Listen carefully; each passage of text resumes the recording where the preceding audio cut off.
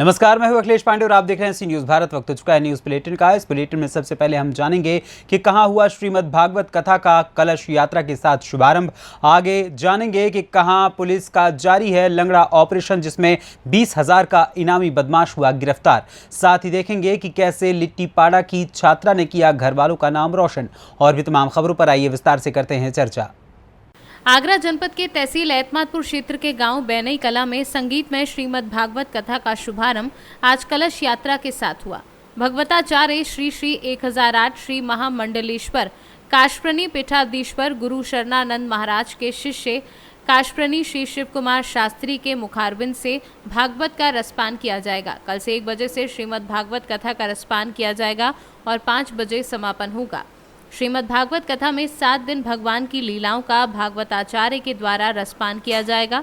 कक्षा में परीक्षित देवीराम बघेल, कमला देवी ने कलश वाली कन्याओं का स्वागत और सम्मान किया। सभी ग्रामवासियों ने मिलकर बड़ी धूमधाम से इस कलश यात्रा को निकाला है। इस शोभा यात्रा में सभी ने सम्मिलित होकर के धर्म पुण्य लाभ लेकर के अपने जीवन को कृतार्थ कर रहे हैं। आज से 7 दिन पर्यंत ये श्रीमद् भागवत कथा श्रवण करेंगे। समय समय पर भगवान के उत्सवों के साथ में इस कथा का प्रचलन चलता रहेगा 7 दिन तक।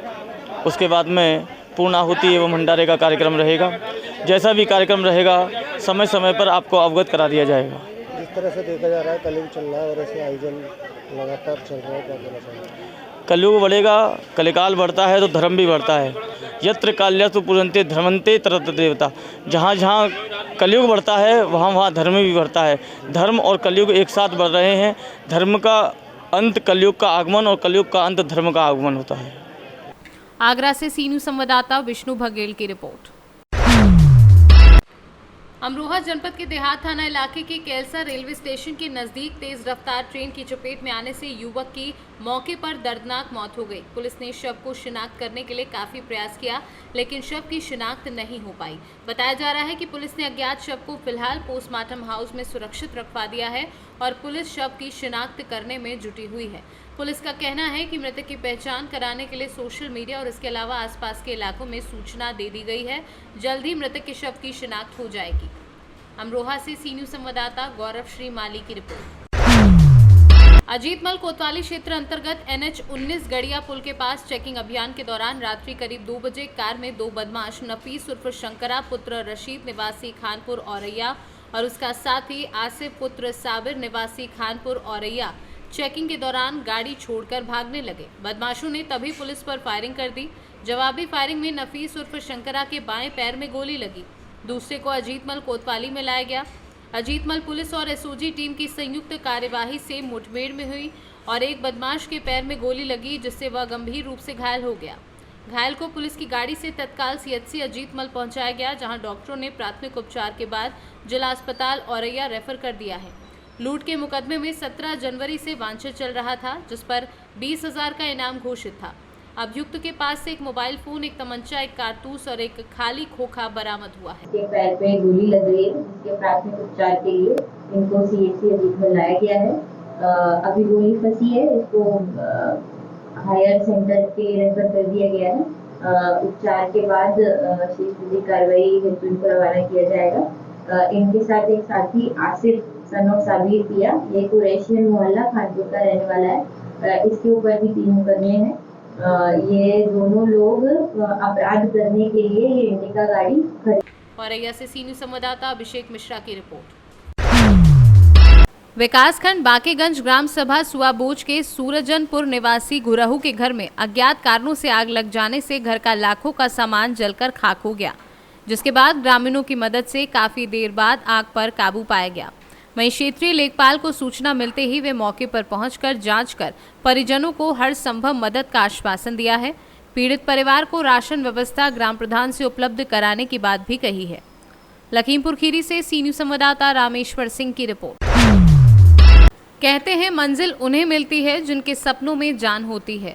पंख से कुछ नहीं होता, हौसलों से उड़ान होती है। कुछ ऐसा ही कर दिखाया है लिट्टीपाड़ा जैसी छोटी जगह से 1+2 उच्च विद्यालय लिट्टीपाड़ा की छात्रा वर्षा कुमारी पिता शिव प्रसाद साहा ने। मैट्रिक परीक्षा में 500 अंकों में 466 अंक लाकर विद्यालय टॉपर बनी है।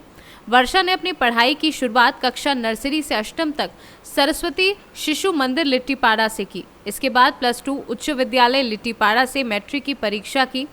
वर्षा कुमारी पूरे प्रखंड में टॉप रही। वर्षा अपनी सफलता का श्रेय मां अर्चना देवी एवं पिता शिव प्रसाद साहा के अलावा शिक्षक को दे रही हैं। वर्षा ने कहा कि आगे डॉक्टरी की पढ़ाई कर देश की सेवा करूंगी।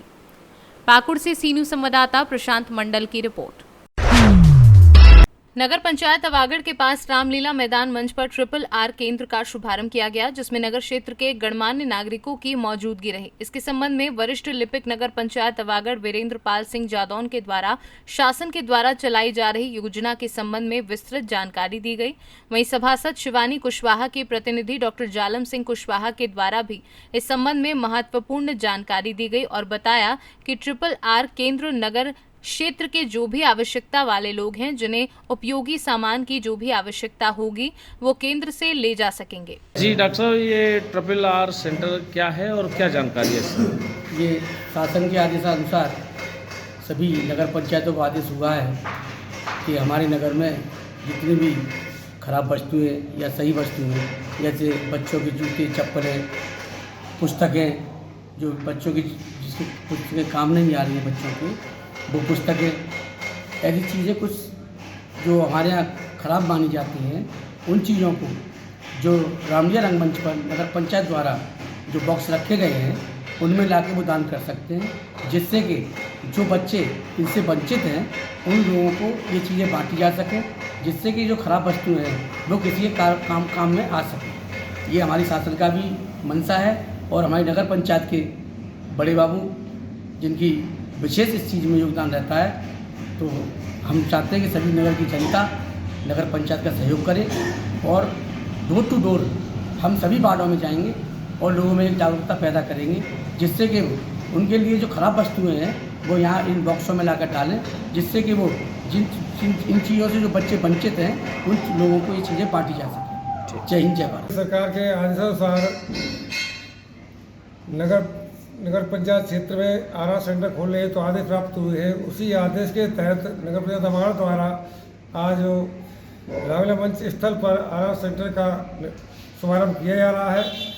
इस अवसर पर नगर के गणमान्य नागरिकों से अपील है कि अपने परिवार में परिवारजन जो भी है, जो निष्प्रयोज्य वस्तु है, कपड़ा है, प्लास्टिक के खिलौने हैं, अखबार हैं, किताबें हैं, जूता चप्पल, जो भी निष्प्रयोज्य उपयोग नहीं आ रहे हो, वो यहाँ पर आके बॉक्स रखे हो, इसमें दान करें। अधिक से संख्या में सभी लोगों को जागरूक करें और इससे फ़ायदा ये होने वाला, जो भी ज़रूरतमंद लोग हैं उनको किताब मुहैया कराई जाएगी, जूता चप्पल या जो भी ये सब चीज़ उपलब्ध कराने के लिए आप सबसे आग्रह है कि इस स्थिति में योगदान अपना के और वातावरण को स्वच्छ सुंदर बनाने में अपनी। एटा से सी न्यूज़ संवाददाता राघवेंद्र अग्रिया की रिपोर्ट। घटना तेजाजी नगर थाना क्षेत्र के देव गुराडिया बाईपास ब्रिज के पास की है, जहां व्यक्ति से मोटरसाइकिल छीन कर लेकर चले गए उज्जैन जिले के कुछ व्यक्ति इंदौर आकर बिहारिया के व्यक्ति से मोटरसाइकिल छीन कर ले गए। इस व्यक्ति ने करीब 10,000 रुपए लिए थे। पैसे देने के बावजूद भी 50,000 रुपए वसूल लिए और 40,000 भी मांग रहा है। नहीं देने पर बाइक लेकर चले गए और साथ में मारपीट भी की। नमस्कार, मैं संतोष मालवी, आप देख रहे हैं सी न्यूज़ भारत। हम जहाँ खड़े हैं वहाँ तेजाजी नगर क्षेत्र है और तेजाजी नगर क्षेत्र में एक भैया हमसे जो मिले हैं और उनकी मोटरसाइकिल कोई व्यक्ति लेके गया है, जबकि 10,000 रुपये में उनने लिए थे उस व्यक्ति से और 10 के 50 वसूल चुके हैं। आखिर क्या कारण है, हम भैया से जानेंगे। भैया क्या नाम है आपका? पप्पू नायक। क्या नाम है? पप्पू नायक। पप्पू नायक। तो क्या घटना हुई है आपके साथ? सर, मैंने इनसे 10,000 रुपये लिए थे। हाँ? मैंने 10,000 को उनको मैंने 50,000 रुपये दे चुका हूँ। 7-8 महीने हो गए, उसके बावजूद में मेरे से 40,000 रुपये और मांग कर रहे। 40,000 रुपये मैंने देने पे मैंने मना कर दिया। मेरे छोटे छोटे बच्चे हैं, उसके बावजूद में मेरी गाड़ी छिना के वो लोग ले गए। फिर उसके बाद में हम तेजाजी नगर थाने पे गए, आवेदन मैंने लिखा के दिया उन लोगों को, थाने वाले को। उनने क्या कहा? उनने बोला कि आपकी ठीक है, आपके आवेदन ले लेते हैं, उसके बाद में जो भी है वो आप किससे फिर बाद में करेंगे। जो गाड़ी लेके गया है वो व्यक्ति क्या नाम है उनका और कहाँ रहते हैं वो? रहते हैं झरनिया तराना क्षेत्र में, तहसील तराना है, उज्जैन जिला है। और एक हिम्मत नायक नाम है और एक का नाम माधु गुजर है। ये लोग जो घटना आपके साथ हुई है ये कहाँ पर हुई है? ये अपने दूधिया ब्रिज लाखानी ब्रिज के पास में निमौर रोड पे। किस बहाने से आपको बुलाया? मेरे को इन्होंने बुलाया कि आपसे कुछ काम है आप आ जाइए, तो मैं आ गया। मैं चलो ठीक है आता हूँ मैं। उन लोगों ने फिर मेरे को बुलाया, उस लोगों ने फिर मेरे साथ में झूना झटकी करी। इन्होंने कहा आप पेमेंट दो, नहीं तो और दूसरे बात एक गाड़ी और वो लोग मेरी पहले भी कम से कम 2017 में एक गाड़ी और रखी मेरे पास, उनके पास में 2 स्प्लेंडर प्रो। ठीक है, अब प्रशासन से क्या चाहते हैं आप? मैं यही न्याय चाहता हूँ कि मेरी गाड़ी दे और मैं इतने पेमेंट नहीं दे पाऊँगा जो ये 50% लेना चाहते हैं। आपका नाम? पप्पू नायक। कहाँ रहते हो? बिहाड़िया शिवधाम कॉलोनी। आप देखिए यहाँ पर ऐसे ऐसे लोग हैं जो 10,000 के 50,000 तो वसूल चुके हैं, उसके बाद भी पुलिस की शरण में उनको आना पड़ा और बाइक भी लेके चले गए हैं। आप सी न्यूज़ से बने रहिएगा संतोष मालवी के साथ। इंदौर से कैमरा पर्सन पूजा हिरवे के साथ संतोष मालवीय की रिपोर्ट। जिला झांसी के मोट कोतवाली क्षेत्र के गांव निवासी महिला ने थाने में लिखित शिकायत पत्र देते हुए बताया कि उसके सामने ही रहने वाले एक व्यक्ति द्वारा उसे देख उसके सामने ही मुंह करके बाथरूम करने लगा। जब महिला ने इसका विरोध किया तो उक्त दबंग जाति सूचक गालियां देते हुए छीना झपटी करते हुए मारपीट कर दी। बीच बचाव करने आए पति के साथ भी मारपीट की और धमकी देते हुए दबंग बोला कि अगर तुमने पुलिस से शिकायत की तो तुम्हें गाँव में नहीं रहने दूंगा और जान से मार दूंगा। ये कहते हुए दबंग वहां से भाग गया। पीड़ित महिला ने इसकी शिकायत मोट कोतवाली पुलिस से की है और पीड़ित महिला न्याय के लिए दर-दर भटक रही है।